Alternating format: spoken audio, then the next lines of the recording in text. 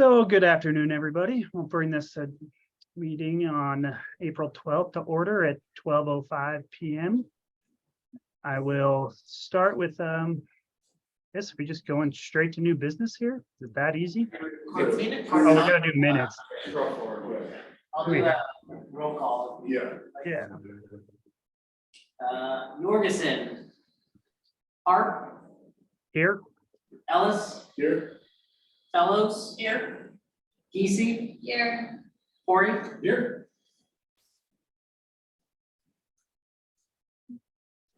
Perfect. Okay, and the minutes is going to say. Hope everyone had time to read the minutes. I was not able to attend that meeting as I was getting reappointed. I could have showed up, but I just would have been a member of the community at that point. Luckily, I got reappointed and came in, so that's great. If anybody want to give a motion to approve the minutes from the February 8th meeting?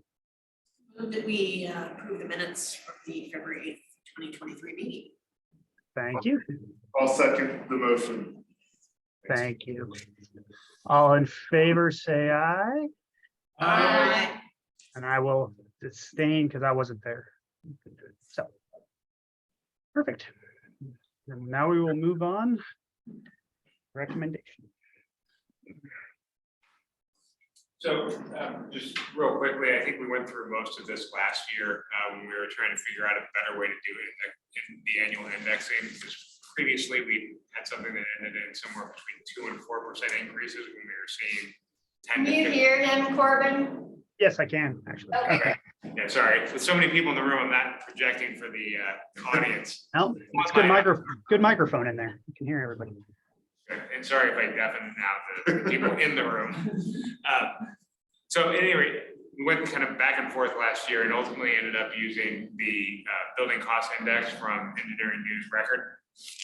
Seemed to do a much better job of capturing what we were actually seeing. And I think the big thing is we were chatting before the meeting, it was actually picking up that skilled labor cost, and everything else that we were looking at was just kind of generic indices. And so it was wildly underestimating the impact of those skilled laborers. So, you know, long story short, that was how we arrived at the BCI. You know, it's pretty widely adopted and used, at least amongst Galena's, I should say, the organization formerly known as Galena, now Tischler Bice. Sorry, what's it called now? Tischler Bice, I believe it is. Bice, I forget, I think it's Bice. But yeah, they acquired the firm, and yeah, so somebody new doing it in a couple of years. So just if you want to flip to the next slide, you can see the history. So 13.1% was last year's adjustment. Can you move Corbin out of You going all right, Corbin? What? Just moving you on the screen. Just me? No. So last year 13.1, this year is 9.4. I kept, just so we could see both indices like we did in prior years, so we continue to see both of them. You can see that, you know, both of them are moving in the correct direction. They're just still wildly elevated as opposed to historical references. But, you know, 9.4 is where we get to now. Do you want to switch to the next slide?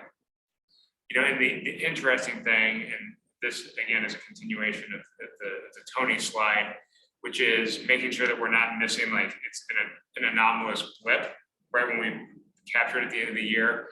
You know, if you look at changes during the year in 2022, the average year-over-year change was 12.8%, which doesn't really make sense with a 9.4%, but it just so happened that the December to December was the 9.4, but the average increase throughout the year was 12.8. But you can see even after the year end, the downward trend, while it's continuing and perhaps accelerating, the most recent metric for April, which isn't labeled there, but it's that last set of bars, was virtually flat on a month-to-month basis. Obviously, on a year-over-year basis, it continues to be up 4%, but on a month-to-month basis, it was virtually flat. I think it was something like 0.3 basis points was the increase. So I mean, really, really small. Next slide. Can you go back to the last slide real quick? Oh, sure. 2 slides there. Thank you. Just want to appreciate it. I'm a fan of using the one that's more conservative, higher costs. But Oh, and I should have pointed out, and I apologize, it's just, I see it so often that it's kind of obvious to me, but across the city, we're seeing wild cost increases, and I think when we met in February, and we talked about a couple of those specific projects that we asked for the increased budget on, those aren't unique. Those are just the ones that we know are gonna be wildly above budget. I think the best example is and granted, there's a little bit of scope change on the parks maintenance. But, something that we thought was gonna be mid to high single digits is, if you look at just the parks components, probably double that. So, which is, partially probably we didn't have it budgeted perfectly back when we were doing this plan, but it's still, a lot of it's just cost inflation. It's just continues. so what you mean by double? So 10% to 20% increases? Oh, no, sorry. Unfortunately, I meant 100%. So went from, let's call it $7 million to $14 million. So again, that one is certainly an outlier, but the fire stations, I mean, they're basically just assuming, okay, well, if we get the budget approved now, but we're not gonna have the contract for another 6 months, we need to add about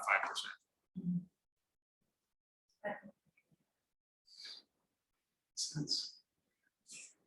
So if you want to skip forward a couple slides, this just, again, continues to show what's happening very recently post, after the end of the year. Again, you can see that it's up ever so slightly. And you can see that it's up 0.4% since the end of the year.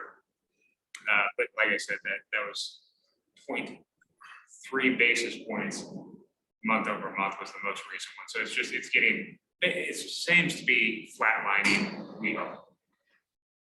But, we'll see. Probably folks in this room have a better pulse on what's happening in the Boise market than anyone. So I don't want to. Give us a couple months, we'll see. Right. I guess it just really depends on how much interest rates kind of weigh things down, right? Yeah. Just anecdotally, I have seen a couple of, because just on impact fee collections for the year, we are wildly below budget. We projected, basically we took the total that we were expecting over the 10-year impact fee period and just divided by 10, and that's how we came up with the budget for this year. That was worked out to, I think, around 8 and change. Based on my math, which is suspect, but based on the best I can do, I think we'd be lucky to get 5.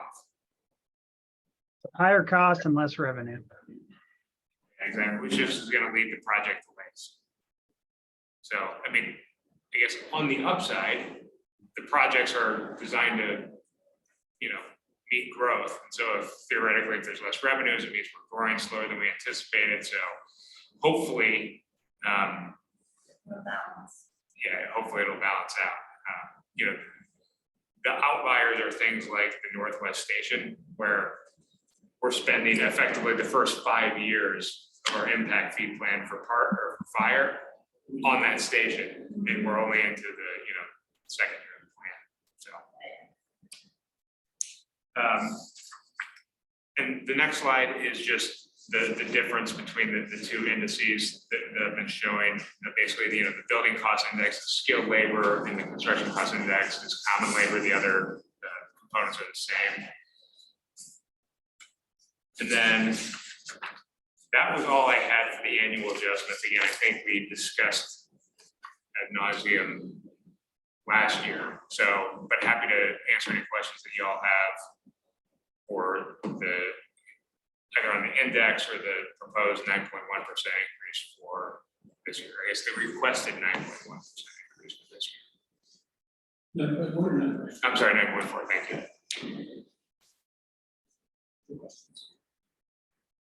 I am happy with the 9.4. Fortunately, it probably needs to be higher. We have to go off an index though.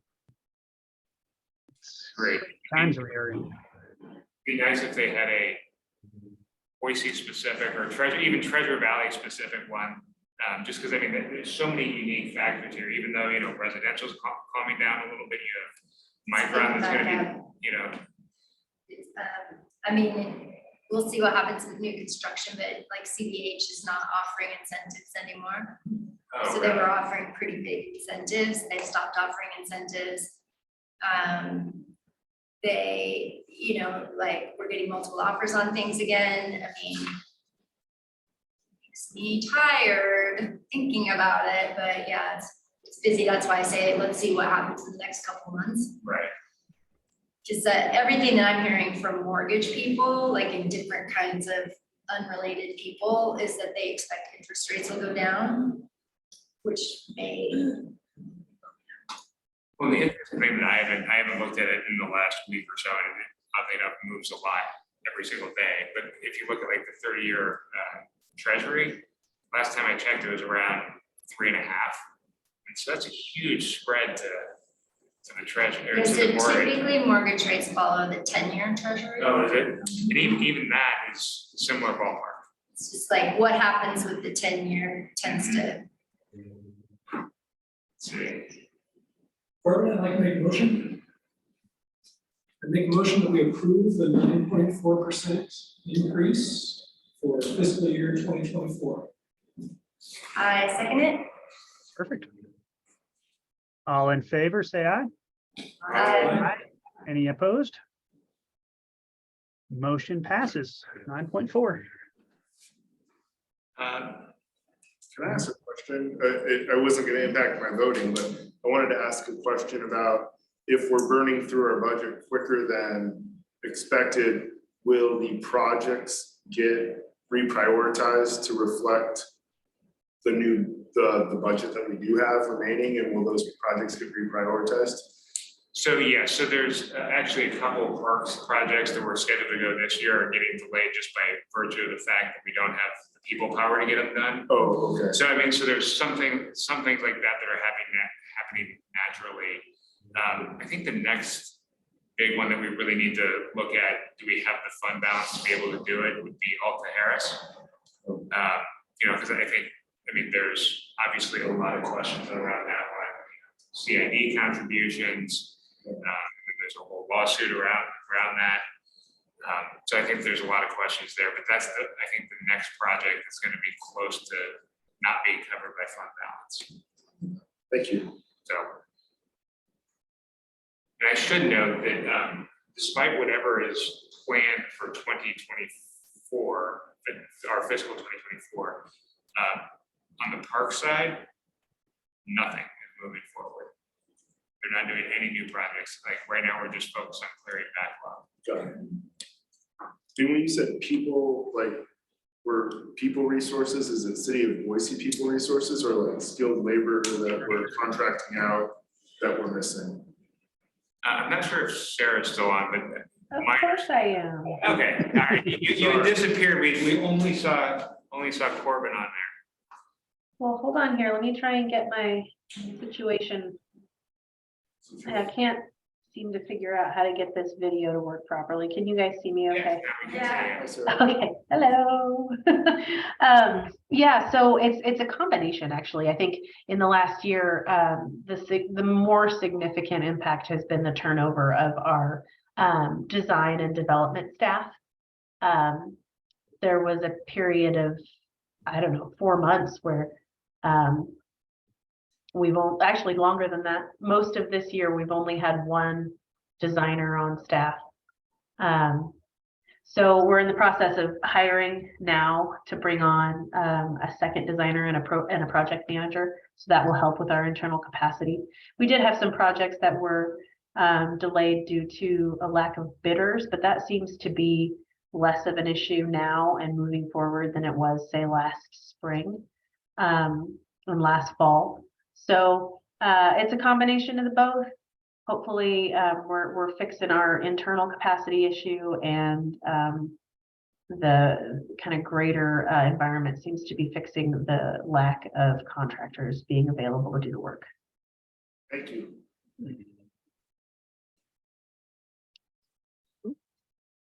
Any other questions? All right, we will move on to the impact fee, but we just did that, right? Yeah, so the increased parks vehicle impact fee revenue. I think I'm reading this agenda right. Yep, so the only thing that we want to proactively change for the 2024 versus just what's in the plan is, when we put together the revised impact fee plan, we came up with this aggregate $235,000 for growth vehicles, which again works out to about $23,000 per year for vehicles. And just in MEQ, so a lot of fleet purchases that we've made just this year are already up 20% above what they were, back when that 235,000 would have been projected. So needless to say, we could use every bit of MEQ dollars, fleet budget that we can for a new vehicle. I mean, there's zero chance that you can even get a single pickup for that cost. I mean, maybe you could get a third of one. Yeah. Exactly. You have a 110? That's the thing, we need a big one because it has to have a 10-year useful life. Yeah. Would you buy like a Ford Ranger from like 94? It was too expensive. So there's a lot of words on the page, but essentially we'd like to increase that by 23.7%, which is the 13.1% from last year, plus the 9.4% recommended from this year, which comes up to roughly $29,000. So maybe there were. Yeah, I was gonna say, is that gonna closer. It gets you closer. And that's the thing, is because it's not necessarily based on X number of vehicles per year or anything like that. It's just over the amount of time, how many headcount are you gonna have to grow and how many vehicles are those people gonna need? And so we're just trying to get So as much. until you have the people you save up, basically. Yeah, I mean, and the reality is what we're doing is just, rather than like get into the accounting of, okay, well, we didn't use it 2 years ago and we're gonna use 3 years now in the current year. We're just taking it every year because we're buying these type of vehicles every year. Okay. Whether or not it's for a new employee or not, like eventually a new employee is gonna be sliding into one of these things. Okay. So we're just kind of taking it as an annual amount. Just makes the accounting easier. Got it. So that's the request on this one, if you want to go forward. I move that we recommend the increased impact fee revenue for parks, equipment, and vehicles for growth. $23,473 to $29,043. I'll second that motion. Perfect. Any discussion? I'll add that I'm not a big fan, obviously, of increasing any budget when we don't have to. But we're in that environment. We don't have a choice at this point. Costs are up tremendously. It's not like we want to do this because we just want a nicer truck. It's out there because that's what they're going for now. They're expensive. So hopefully we can flatten this out in the coming years when we're not asking for these huge increases, but right now I think it has to happen. So. And again, I just reiterate on this one, that that's 2 years worth of growth, effectively Yeah. we did last year. Yes. Perfect. Any other discussion? All right, all in favor, say aye. Aye. Any opposed? Motion passes. Perfect. I think that does it for the agenda today. Quick and smooth. I am sorry for not being able to be there. I wanted to be. I am here, right? But yeah, crazy day. I'm glad I'm able to hop on real quick. So that is the power of Zoom. I appreciate still having Zoom as an option. I do want to be there in person. So We can't hear you. And Corbin, For can the adjournment, we need a motion and a second. I make a motion to adjourn the? and then a second we got, I believe. I don't know who seconded. Okay, all in favor, say aye. Aye. Any opposed? We are adjourned at 12:25.